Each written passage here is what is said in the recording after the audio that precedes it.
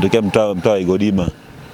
Barabara kama unavyoona ilivyo ni mbaya. Kuna wakati mwingine kipindi cha kifuko kama hicho uoga inakatika kabisa. Haina mahusiano kabisa. Tunakitaka njia mkato nyingine ya upande wa huko, ambao hii inakuwa ipitiki kabisa kwa mtaa huu wa Igodima. Hata shota kuna kufunga hapo juu, kuna shule. Kuna gari moja iwaida ndio hapo juu dondoka hapo. Pale mbele kuna gari dondoka pale ya wanafunzi kuja inapeka shuleni wanafunzi. Bajaji mara nyingi zinakuwa hatuna mahusiano kwenda kupeka nandi. Labda unakuta una mgonjwa kwenda kupeleka nandi kwenda kwa hiyo inakuwa ni mbaya kidogo ile. Elia Amos. Kwa hii barabara kiupande wa kifuku huwa inasumbua sana kwa mifereji sana, kwenye swala la mifereji. Kwa hiyo tulikuwa tunaomba angalau serikali ituangalie kiupande wa taa mifereji na vifusi pia, kwa sababu inatengeneza utelezi, alafu vile huwa inaendelea kuharibika kwa sababu ya maji huwa yanaingia kata barabara. Kwa adha barabara kama jinsi ilivyo, shida yake ni bajaji kuto kutembea kwenye usawa wa mstari. Kwa muda mwingine bora utembee kwa miguu, na mvua inavyonyesha bora utembee kwa miguu. Bajaji haiwezi kupita, na bajaji zimekuwa hadimu, haziwezi kuja hadimu. Unaweza ukakaa masaa 3 kusubiri bajaji. Yani siku zinavyozidi kwenda na barabara inavyozidi kubongonyoka ndo nauli zinapanda, kwa sababu bajaji zinakuwa ni chache. Kwenye upande wa changamoto hii huku ni kupitika, na utembeaji wake ni muda wote ni kudondoka. Kwa hiyo unaweza mkapanda mkashuka, ijaribu kupita au ishuke imekwama, mnaanza kuisukuma wenyewe. Kama hata umevaa viatu vizuri inabidi uvue muisukume itoke hapo mkapandie tena mbele. Sisi ni walipa kodi, na huku kuna watu ni wengi. Kwa hiyo tulikuwa tunaomba hilo, sisi ni walipa kodi, na hapa penyewe nishalipa kodi wenye bajaji.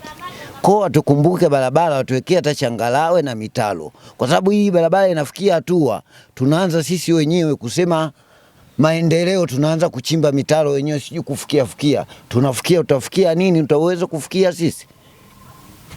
Muona kama ile misingi ile pale ile tulikuwa tunachimba juzi ile kule, ili maji asije huku yasikate barabara.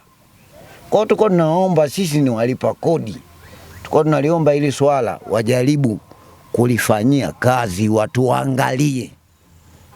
Na alafu pande mwingine na sisi wapiga kula hivyo. Naitwa Enje Mbomo Mwarungwe, mkazi wa kata ya Iganzo, mtaa wa Igodima. Changamoto ya barabara hii, kwanza TARURA walikuja kusurvey, wakasema tutatengenezea, wakasema ngoja ipite mvua kwanza tutakuja. Na sisi wananchi tulishangilia sana, wakaambia tukimaliza hii barabara inayokwenda Lyoto Road tutaanza hii mpaka mwisho wa bajaji. Haipitiki. Kuna mambo mawili muhimu. Watu wa bajaji wanajaza sana watu wa abiria, hata kama na mizigo wanajaza sana, na nauli yao ni kubwa sana. Mimi ni wanasema kwa sababu ya barabara nauli kubwa sana. Tikuwauliza wanasema kama utaki teremka. Hata saa hizi hao ambao ulikuwa unamuuza dereva ndio maana ameogopa kuhojiwa, wewe amekimbia kakao nyuma. Nikamwambia hapana, hojiwa na wewe usikie anasema nini. Ila mimi naiomba serikali yangu sasa iangalie kwa jicho la husda hii barabara hii iweze kurekebikia. Kwa nini wanapandisha nauli? Yani kwanza nasema hivi, wabajaji wanapandisha nauli wakiona mvua imenyesha sana, bei ya bajaji inakuwa shilingi 2000 kwa mtu mmoja.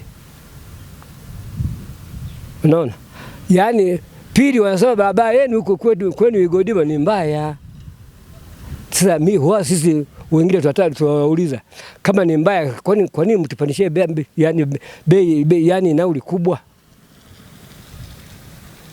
Asante. Kwa majina naitwa Yohana Tete, ni afisa usafirishaji bodaboda huku Igodima.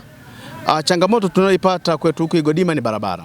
Kwa kweli barabara imekuwa ni changamoto, ambapo kiasi kwamba hata vyombo vyetu vya usafiri kumbeba abiria kuanzia hapa mpaka kule mwisho wa bajaji huko Igodima lazima tupandishe kutoka shilingi 1500 mpaka 2000, kwa sababu mabonde ni mengi, maji yamekata barabara, kwa shock up zinakatika, yani mnyororo yani kulegea mara kwa mara. Kwa hiyo ndio changamoto ambayo tunaipata huko. Kwa hiyo serikali kama inaweza katuona ikaiangazia kwa jicho la huruma sana hii barabara ya Igodima, kuanzia njia panda hapa Igodima kata mpaka Igodima kule Mandoranashi. Hii barabara ni muhimu sana kwa sababu huku kuna watu zaidi ya 2000 na kitu 4000 na ambao wanahitaji hii barabara.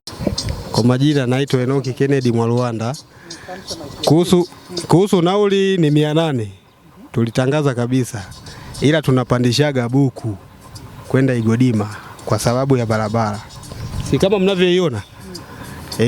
Tunadondoka sana huko.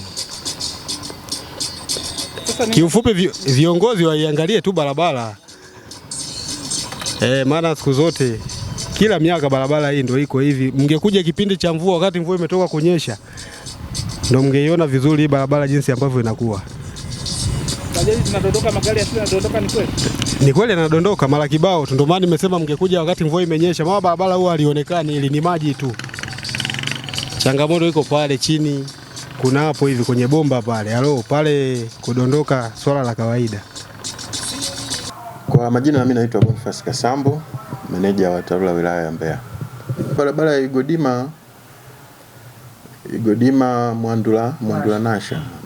Hiyo barabara ni kweli ina changamoto, na kwa sasa hivi tulikuwa tumepata mkandarasi kwa ajili ya kuichonga pamoja na kutengeneza mifereji.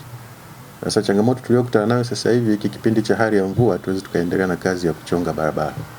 Kwa sababu ukichonga unatengeneza matope. Halafu pia tulikuwa tumeweka kwenye bajeti ya 25-26 kwa ajili ya kuweka changarawe kwenye ile barabara yote.